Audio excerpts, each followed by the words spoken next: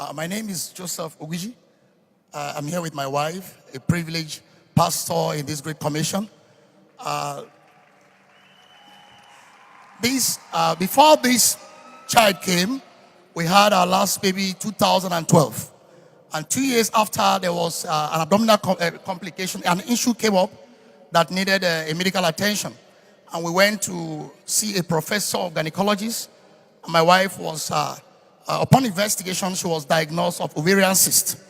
And the ovarian cyst was operated, but when she was opened up, the professor called me and said, see, there's a problem, that he needed to conduct a whole hysterectomy. The ovarian needed to be removed, and some other things needed to be removed just to enable her live. Just a minute. The doctor said he will do what? Hysterectomy, gynecology. Total removal of the womb. That is TAH. Yes. Total abdominal hysterectomy. Yes, sir. That is the whole uterus is removed, the cervix is removed. Fallopian tubes are removed, ovaries are removed. Yes. That is exactly every single thing that makes a woman reproductive. And that was done for what purpose?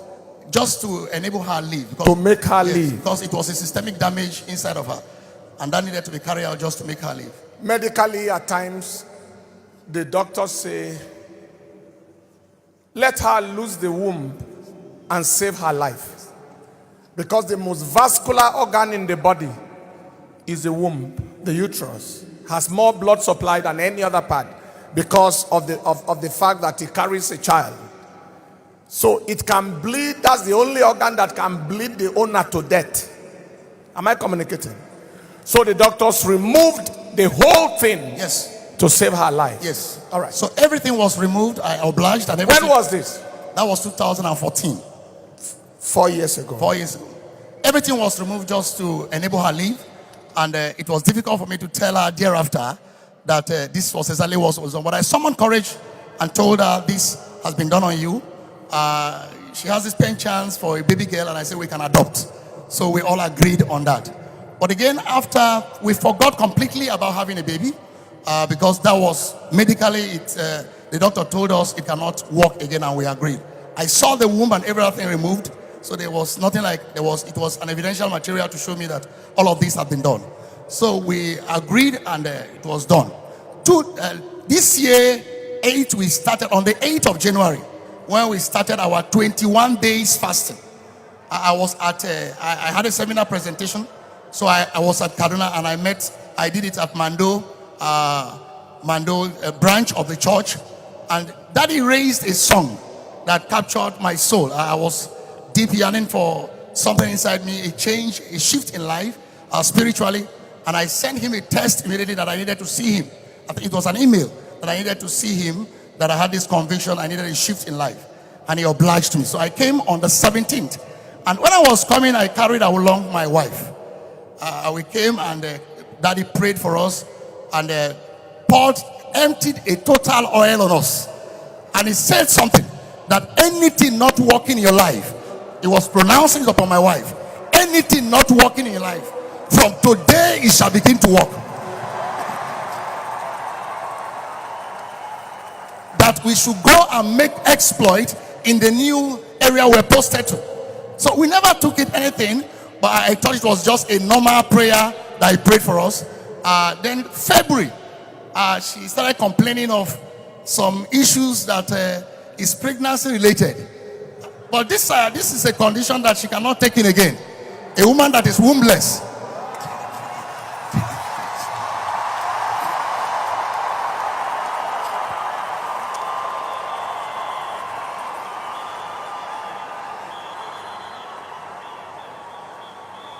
I was afraid.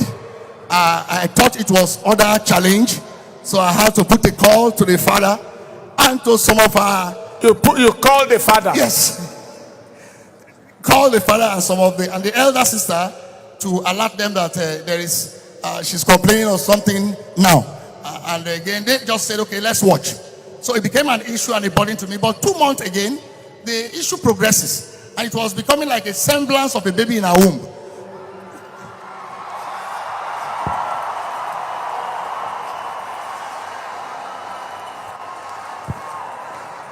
So I asked her to go for examination. And when the investigation was conducted, I was there. We saw a baby running inside. Inside where? Inside where? I told the doctor the medical history. So the doctor said, because my NHIS is there, he said, no, we are not going to handle this on primary issues. It's not going to be a secondary, it's going to be a tertiary medical issue so that they can monitor her. And I said, no problem. And we all started that way. And 6 months, antenatal started. And all of a sudden, on the Wednesday of last month, on the 10th of last month, the doctor now called me a surgeon, that he needed a team of other surgeons to handle this peculiar case. And should I avail them the opportunity to go ahead? I said, no, they should go ahead. That is not, it shouldn't be a monetary challenge. So they summoned order, and they opened her up. They were going to the theater. It was on Wednesday, and I was going to the church. They asked me to donate the blood. I said, I have no blood to donate. That God will take care of her. Daddy said something, that when you mind God's work, God minds your work. So I left her to the church, and after the church section, I called, and they said, thank your wife has delivered a bouncing baby boy with a weight of 4.5. A weight of 4.5 kg. 1 kg above the upper limit. The upper limit is 3.5. It wasn't a womb they saw. They saw a pouch that is film-like in structure that housed the baby for the 9 months.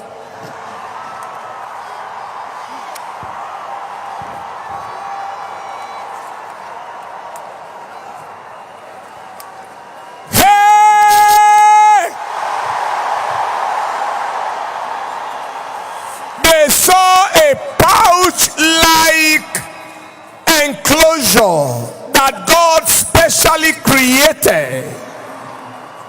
There was no uterus, no cervix, no fallopian tubes, no ovaries. But God said, let me show the world.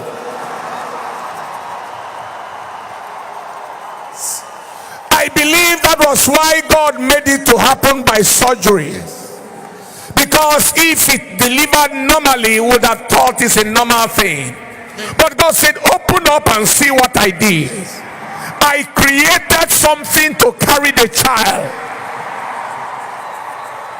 I could have given her a new womb, a new ovary, a new fallopian tube.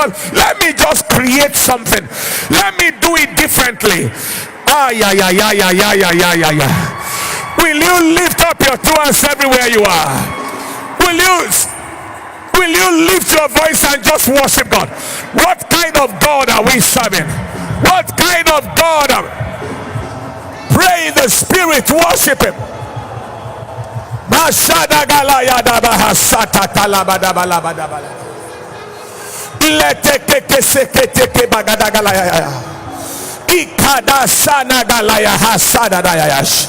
Are you just looking like that? Worship him, honor him.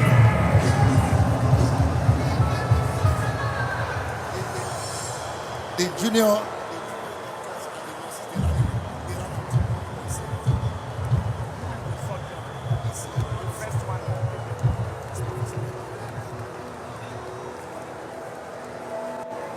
Listen to this. He just told me the name of the surgeon who did the total abdominal hysterectomy that removed the womb. He was my teacher in the university, a professor of surgery. He's a radical surgeon. That was the guy that can do like 10, 13, 14 operations in one day. Yes, he removed the whole thing. And then you talked about when the surgery was being conducted to bring out this child. You said what happened? The nurses ran away. The nurses ran away. They ran out when they saw, when she was opened. the only surgeon that remained that was begging them to stay was a redeemed doctor. That was I think the supervisory surgeon also. He was speaking in tongue. He said, "What is this?" And entered. When they saw that the child was housed in a pouch, a container, a bag that God created, and it was not a womb, the nurses ran away. The junior doctors ran away. And who told you that the removal of your womb is the end of your life?